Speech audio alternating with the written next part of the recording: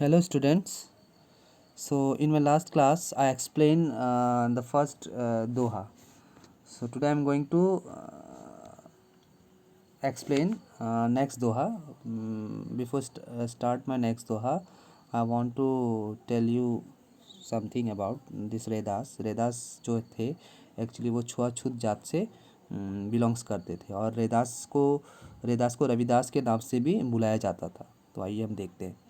ऐसी लाल तुझ बिनु कौन करे। लाल मतलब स्वामी को कहा गया है, ठीक है ना, स्वामी को कहा गया है। गरीब निवाजू गुसाइया मेरा माथे छत्रु धरे। छत्रु मतलब होता है मुकुट। गरीब निवाजू मतलब गरीबों पर दया करने वाला, ठीक है। गुसाइयों का मतलब होता है स्वामी, ठीक है। देन जाकी छोटी जगत को लागे त पर तू ही ढरे।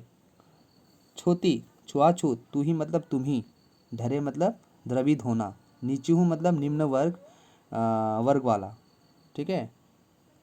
नीचू उच्च करे मेरा गोविंदु कहू तू ना कहू ते ना डरे। तो नीचू मतलब नीची जात वाला, ठीक है, नीची जात वाला। कहू मतलब होता है किसी से। हरिजीव कही रविदासु सुनहु रे संतुहु हरिजीव ते सभे सभे सरे। तो हरि जी मतलब सबे, हरि जीव मतलब हरि जी भगवान जी, सभे सभी सरे सो वट संभव। तो इसमें क्या बोलते हैं कवि रेदास मीन्स रविदास जी क्या कहते हैं कि हे प्रभु, मेरे ऊपर आपकी इतनी कृपा, आपके अलावा मेरे ऊपर इतनी कृपा तुम्हारे अलावा और कौन कर सकता है। आपके अलावा इतना कृपा और कौन कर सकता है। मतलब कि क्या, मुझ पर तुम्हारी कृपा हमेशा बनी रहती है। आप हमेशा अपनी कृपा मेरे ऊपर बनाए रहते हैं। वो क्या कहता है कि हे मेरे प्रभु, आप दीन दुखियों पर कृपा करने वाले ईश्वर हो। आपने हमेशा गरीबों को ऊंचा स्थान दिया है, ऐसा कहना है रविदास का। मेरे मेरे प्रभु, तुम दीन दुखियों पर दया करने वाले हो। इसी का ही क्या है परिणाम है कि मतलब मुझ जैसे गरीब, मतलब मेरे जैसे जो गरीब है, गरीब को माथे पर आपने क्या लगा दिया है, मुकुट भी लगा दिया है। मेरे माथे पर मुकुट कौन लगा है, आपने लगाया है, क्योंकि आपने ही मुझ जैसे गरीब को इस संसार में सबसे बड़ा दर्जा दिया है।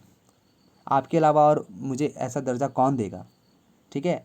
अर्थात मेरे सिर पर राजाओं जैसा छत्र मतलब मुकुट तुमने गरीबों को सम्मान दिलाने के लिए ही रखा है। मतलब मेरे माथे पर मुकुट रखने से क्या होगा, दूसरे गरीब लोगों को भी क्या क्या मिलेगा, उनका स्थान मिलेगा, उन्हें सम्मान मिलेगा। इसलिए आपने हम जैसे गरीबों का स्थान ऊंचा करने के लिए ये मुकुट मेरे सर पर आपने लगा दिया है, ठीक है। तुम सच में क्या हो, तुम सच में गरीबों एवं दीन दुखियों की चिंता को दूर करने वाले हो। रविदास जी क्या कह रहे हैं कि मुझ जैसे अछूत से संसार के सभी लोग क्या करते हैं, बचना चाहते हैं। वो लोग घृणा करते हैं हम जैसे अछूत से इस संसार में। हाँ, लोगों का ये मानना है कि मुझ जैसे छूत को अगर वो छुएंगे तो वो लोग अपवित्र माने जाएंगे, वो लोग अपवित्र हो जाएंगे। ऐसे अछूत व्यक्ति पर तुम ही क्या निछावर हो, तुम ही कृपा कर सकते हो, तुम ही कृपा बना सकते हो। इसलिए आज मेरा स्थान इस संसार में क्या है, सबसे ऊंचा है, ठीक है। मेरे गोविंद, गोविंद, हाँ, हे मेरे गोविंद, तुम किसी से भी नहीं डरते, तुम किसी से भी नहीं डरते हो, इसलिए तो तुमने मुझे से नीच प्राणी को ऊंचा उठा दिया है। तुम इतने महान हो कि तुम निडर होकर, हाँ, निडर होकर भी किसी की परवाह नहीं करते, अपनी स्थिति अपने स्थान का भी तुम परवाह नहीं करते। इसलिए मुझ जैसे गरीब पर अछूत पर तुमने इतनी बड़ी कृपा, अपनी असीम कृपा बरसाई है, ठीक है। इसमें कई नामों से भी बुलाया गया है। क्या बोलते हैं,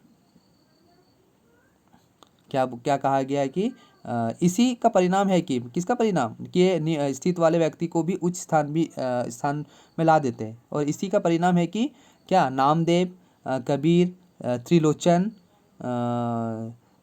देन साधना, सेनु जैसे गरीब, ये लोग सब गरीब थे और निम्न जाति के लोग थे। लोगों पर भी क्या है, लोगों पर भी क्या, इस संसार रूपी भाव सागर से तर, मतलब इस इन इन लोगों पर भी मतलब आपकी कृपा बरस रहे हैं। और आपकी कृपा के कारण ही इन लोगों को भी क्या है, संसार संसार में मुक्ति मिल चुकी है। कही रविदासु सुनहु रे संतु हरिजीव तो सबे सरे। क्या बोल रहे हैं कि कवि जो है रैदास, मतलब रविदास जी क्या कहते हैं, रविदास जी कहते हैं कि हे संत जनों, हाँ हे मेरे प्रिय जनों, मतलब प्रभु